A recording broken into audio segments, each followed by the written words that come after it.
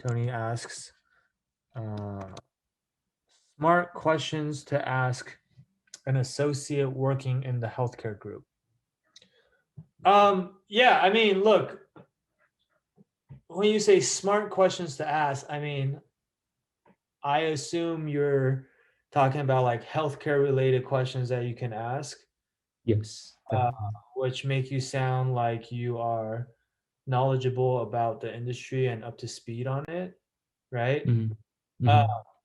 so first things first, like I don't have like a exact answer to feed Yeah. you, right? Mm-hmm. Yeah. Hopefully that's not what you're looking for, but I'm not a healthcare banker, so I'm not going to pretend to be a healthcare expert. However, I can tell you like what I would try to do, which is if you want to sound knowledgeable about what's going on in healthcare, then it's typically either asking about like a certain current event that's been happening in the healthcare space or a trend that's been happening in the healthcare space, or maybe it's like a certain deal, a healthcare deal that happened, right? It could be an M&A deal, could be an IPO, could be, whatever. And so it's usually asking about one of those three things, Mm-hmm. right? Uh, and it doesn't really matter which one, but you have to. Long story short is you're gonna have to do your homework. So like we have some other clients that are also interviewing for healthcare groups, and they're like very read up on healthcare deals and healthcare trends and things like that, right? And so in our behavioral module where we have a section with questions that are basically related to what I just talked about. Is like being able to talk about a deal that's been happening, being able to talk about like an industry trend, being able to talk about uh, current events.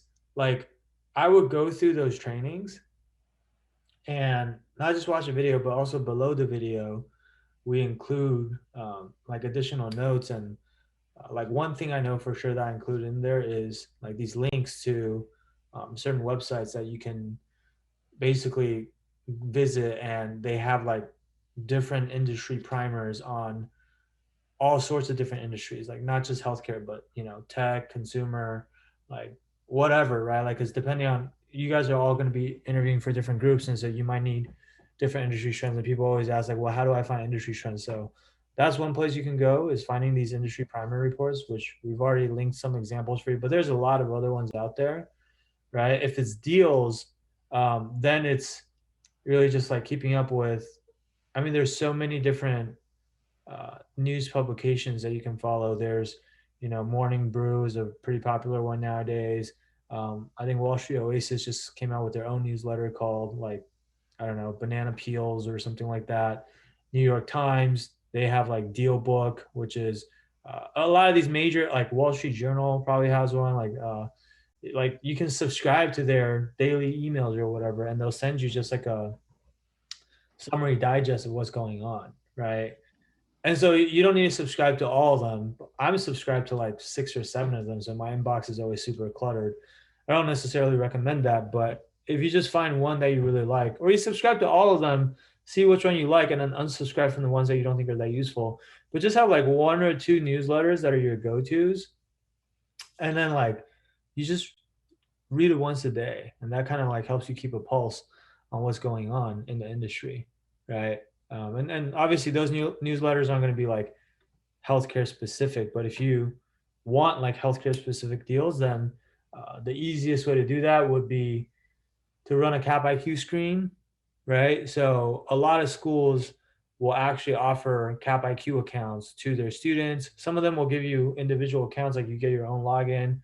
But cap IQ is very expensive. Like, but at a minimum, a lot of schools, even if you don't get your individual accounts, like you can go to your school's library, or if not your school's library, then the business school library, and they will almost always have this subscription. And then so as a student, you can like use the school's logins or whatever, right? And we have a training in the module again on how to run the screens to like get the type of deals that you want, right? Um, and if you don't have that, like you don't have access to Cap IQ, then you can try like either asking like an older friend who's currently working in banking or in PE or in financial services, like anyone that's working on Wall Street probably has access to Cap IQ or FactSet. FactSet works too, but like Cap IQ I find is a bit more user friendly, I guess. Or you can also ask in our Slack channel. Like sometimes other students, other clients, they have access to Cap IQ and they don't mind running screens for you. So that's usually like where I would start in terms of finding deals. You can even find it by industry. Like you say, I want a healthcare deal that was done. You can filter it by bank. Like I want a healthcare deal that was done by JP Morgan. You know, you can slice and dice it whichever way you want. And then once you have the deal, then you can go and just use basic Google to find, you know, as much information as you can about it. Right. But whatever it is that you do, if you're going to ask a question about a deal or about a current event or about a certain trend that you've been reading on, you need to be well read on that topic first, because the last thing that you want is to open a can of worms that you don't know how to handle, right? Like if they start trying to have a conversation with you about this thing that you brought up and then you don't have anything intelligent to say, then it's going to be counterproductive when the whole point is you're trying to look smart by asking that question, right? Mm-hmm. So Yeah. does that make sense? Yeah. So you wouldn't come across as too like trying too hard if like you ask about like a trend or event. It wouldn't be seen as It bad, right? can. It can. Uh-huh. That's the risk, right? So Yeah. it all depends on your execution and how you deliver it, right? Mhm.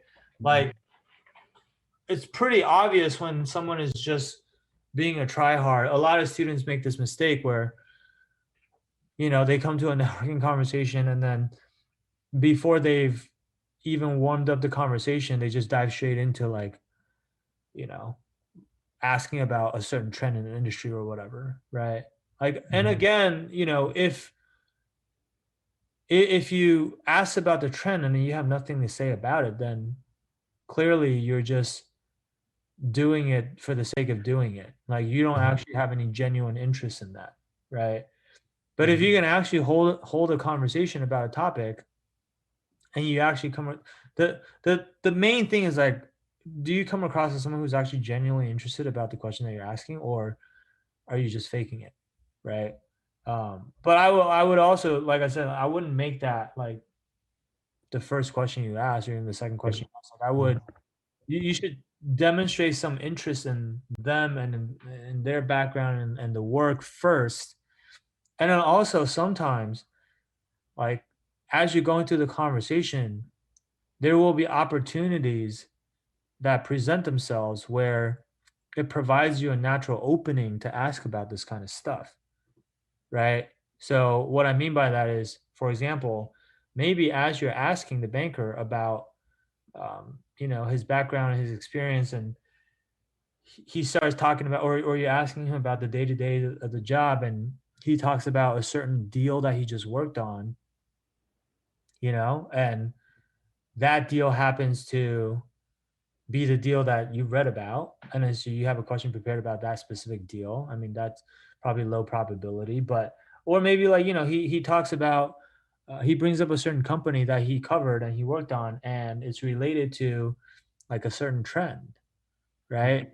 And that gives you like a natural segue to ask about it, and it doesn't seem forced, right? Mhm. When it gets awkward or it feels like you're being a tryhard is you're talking about something totally different, and then you all of a sudden you do like a you take like a hard left and you're like change the topic really abruptly, and they're like, okay, like, and that kind of kills the flow of the conversation, Yeah. right? Mhm. Yeah. That makes sense. Yeah, definitely. Thank you so much. Cool. Hey there, I hope you enjoyed this video. If you're looking for more customized advice that's tailored for your specific situation, then I invite you to book a free strategy session with our team at the link below. We'll talk to you soon.